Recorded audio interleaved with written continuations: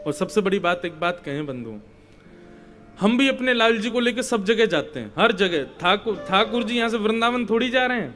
कल उत्सव विराम होगा, ठाकुर जी सीधे निकलेंगे गुना मध्य प्रदेश, वहां कथा है 20 तारीख से। लाल जी गुना जाएंगे, वृंदावन नहीं जाएंगे।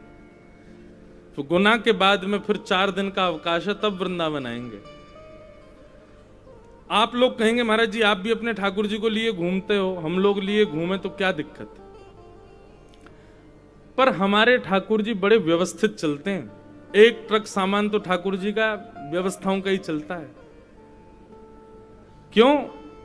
मन में ये भाव है कि भाई वो ठाकुर जी हैं, उनको कहीं भी बिठाना नहीं है, कहीं भी सुलाना नहीं है, कहीं भी रख नहीं देना है, कुछ भी उनके सामने खाना नहीं है, कुछ भी उनको परोसना नहीं। रसोईया भी संगी चलते हैं ठाकुर जी के, वो ठाकुर जी का प्रसादी में देख वे में नेक्स्ट सो हमारो लाला, पूरी व्यवस्था चलती है उनके साथ में।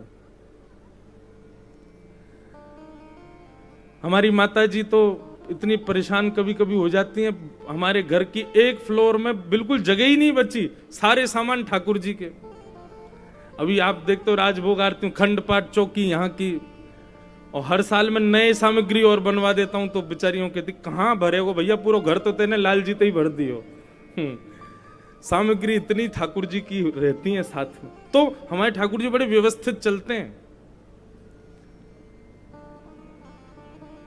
उनकी बड़ी व्यवस्थाएं चलती हैं साथ में, और हम ये भी ठाकुर जी कृपा की व्यवस्था कर पा रहे हैं। तो उन लोगों से प्रार्थना जो डलिया में ठाकुर जी को लेकर चलते हैं, सब जगह जाते हैं, एक मेरी बात सुनना, ठाकुर जी प्रत्यक्ष चलें ये आवश्यक नहीं। हमारे पूज्य श्री जगन्नाथपुरी वाले महाराज जी पधारे, आपके ठाकुर जी भी पधारे, पूरी सेवा आई है और पूरी व्यवस्थित सेवा आई है। ठाकुर जी की जैसे भोग सामग्री आदि बननी चाहिए उसी प्रकार, जहां महाराज जी का निवास है वहां उसी प्रकार सेवा ठाकुर जी की चल रही है।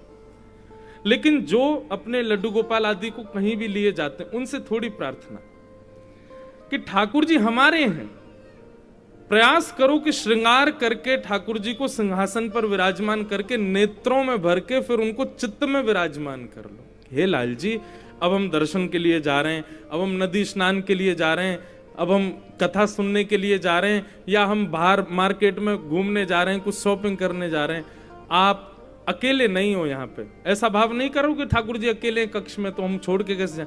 ठाकुर जी आप चित्त में विराजमान हो जाओ, और ये भाव रखो कि अब ठाकुर जी मेरे चित्त में ही हैं, वो मेरे संगी जा रहे हैं, आप ऐसे जाओ।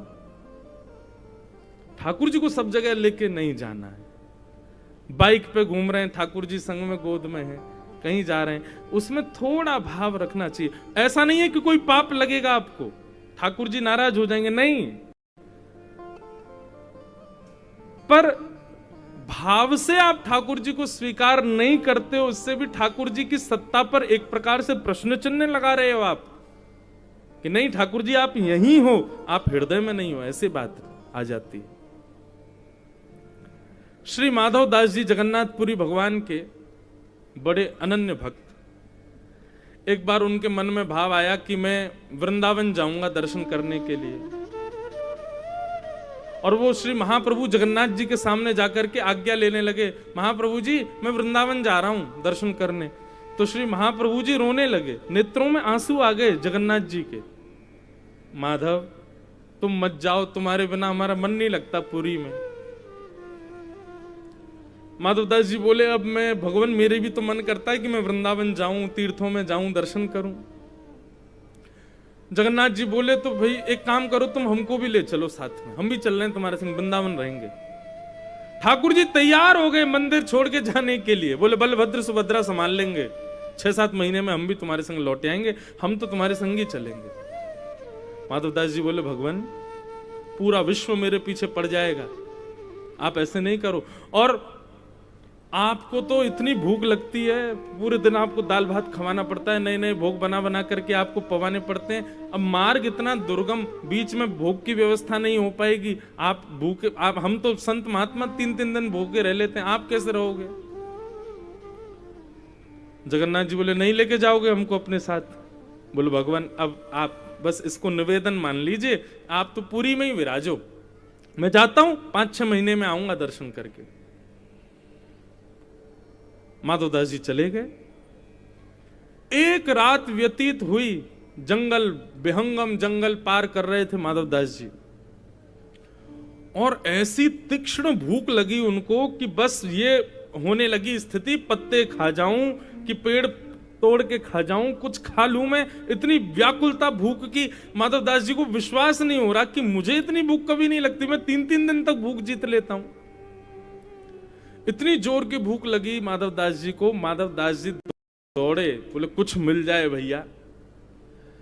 पत्ते वत्ते मिल जाते, उन्हीं को उठा के खा जाते, कसैले होने के कारण फिर छोड़ना पड़ता। क्या करें, कहां जाऊं, इतनी भूख लगी। तभी एक गांव दिखा, दौड़ करके गए, एक दरवाजा खटखटाया, एक बूढ़ी माता ने गेट खोला।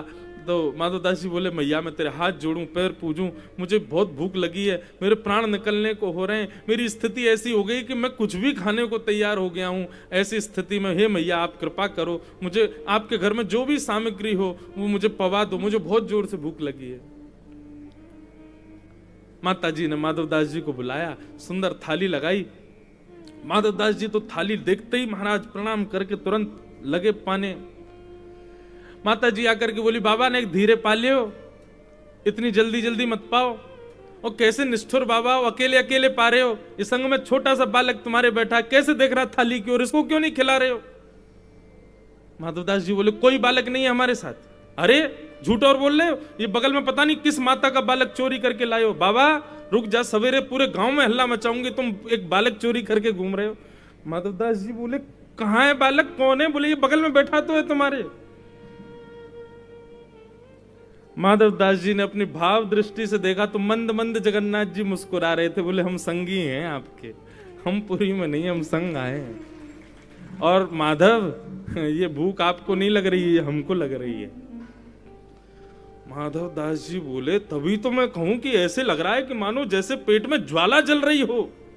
आ गए साथ में। अब पुरी में, बोले पुरी में हमारा विग्रह विराज रहा है, हम तो भाव से तुम्हारे साथ वृंदावन चल रहे हैं। अब बताओ, माधवदास जी को प्रत्यक्ष ठाकुर जी लाने की आवश्यकता थी? नहीं, ठाकुर जी भाव से गए उनके साथ। अब तो माधवदास जी की स्थिति हो गई, 6 महीना में तो वृंदावन पहुंचे। क्यों? हर 1 घंटा में भूख लग गया है उनको। माधवदास जी अपने पेट पे हाथ रखे, हे जगन्नाथ जी ने डट जाओ, 1-2 दिन तो ने चलन दो मुझको। जैसे तैसे वृंदावन पहुंचे। इतनी भूख लगने लगी उनको कि ठाकुर जी संग जा रहे हैं। वृंदावन आते ही महाराज यमुना जी को प्रणाम किया, ब्रजरज को प्रणाम किया, वृक्षों को प्रणाम किया, ब्रजवासियों को प्रणाम किया। जैसे ही यमुना तट पर जाकर के बैठे, भूख लगी आई बहुत जोर की, तो किसी ब्रजवासी ने उनको चने दे दिए थे। माधवदास जी ने वही चने पा लिए। तो ठाकुर जी अब ठीक है, भरगो पेट आपको। माधवदास जी बोले, चलो अब ठाकुर जी के दर्शन करें। श्री बांके बिहारी लाल जी का दर्शन करने के लिए माधवदास जी गए। उस समय बिहारी जी निधिवन में विराजमान रहते थे, निधिवन में विराजते थे। अभी तो ठाकुर जी मंदिर में विराजते हैं। ये तब की बात जब स्वामी हरदास जी सेवा करते थे, ठाकुर जी निधिवन राज में विराजते थे। माधवदास जी दर्शन के लिए गए, कपाट लगे थे कुंज के। इतने में ही भीतर से स्वामी हरदास जी निकल करके आए, दर्शनार्थी बैठे थे। ए भाई, तुम लोगों में से माधवदास कौन है? माधवदास जी बोले, मैं हूं भगवान। तुम जगन्नाथपुरी से आए हो? बोले, हाँ, पर आपको मेरा नाम कैसे पता? मैं पुरी से आया हूं, आपको कैसे पता? बोले, इधर आओ जल्दी। माधवदास जी गए, स्वामी हरदास जी ने हाथ पकड़ा। बोले, ठाकुर जी को रूखे चने खवा दिए तुमने? हमने 56 भोग बनाए, ठाकुर जी कह रहे मन ना कर रहो। माधवदास ने रूखे रूखे चना खवा दिए, मेरो पेट भर गो है। अब वहां माधवदास जी कह रहे, मैंने तो जगन्नाथ जी को पवाया, पेट बाकी बिहारी का भर गया। बोले, जैसे फोन के नए नए स्थानों पर जाकर के वहां के नेटवर्क पकड़ लेता है, ऐसे ठाकुर जी कि तुमने पुरी से यहां आए तो बिहारी जी ने तुम्हारा नेटवर्क पकड़ लिया। अब तुम जो पाओगे बिहारी जी का पेट भरेगा। यह है भाव की सेवा। ऐसे तो भैया आवश्यकता नहीं, या तो पूर्ण व्यवस्था करके चलो ठाकुर जी की। ऐसे व्यवस्थित होके चलो जैसे अपनी व्यवस्थाओं को देख के चलते हो। हमारे भोजन सामग्री हम कहाँ खा लेंगे, कौन से रेस्टोरेंट पर खा लेंगे, कौन से होटल पर खा, ठाकुर जी थोड़ी खाएंगे सब जगह। इसलिए कहीं भी मार्ग पर जाओ व्यवस्था करके चलो ठाकुर जी की। मैं तो बताता हूं कथा में, हमारे लाल जी की झांपी जी हैं जिसमें ठाकुर जी जाते हैं सफर में, वहां झांपी जी में तो मैं करीब 5-10 हजार रुपए ठाकुर जी की झांपी जी में रखे रहते हैं। और जैसी फ्लाइट में बैठते हैं, लंबी फ्लाइट हो तो ठाकुर जी से निवेदन कर देते हैं, लाल जी अब तो कुछ मिलने वाला है नहीं आपको। जैसे हवाई जहाज आकाश में पहुंचे, आपकी तो सब जगह गोपांगनाएं हैं, आपको खूब सारा धन दे दियो, कहीं भी गोपी को कछु दे के कछु खरीद के खा लियो, पेट भर लियो अपनो। अब इतने घंटा बाद भोजन मिलेगा, यूं मत कहियो कि याने मुंह को भूखो मार दियो, मैंने सब व्यवस्था आपको दे दी है, आप पाते चलिए रास्ता में। तो भैया सेवा में भाव की आवश्यकता है। अर्चन भक्ति केवल अर्चना में साधन और सामग्री विशेष चाहिए ऐसा नहीं। कथा श्रवण भक्ति होगी तो सामग्री नहीं भी होगी ना तो भी ठाकुर जी स्वीकार करेंगे। जब श्रीनाथ जी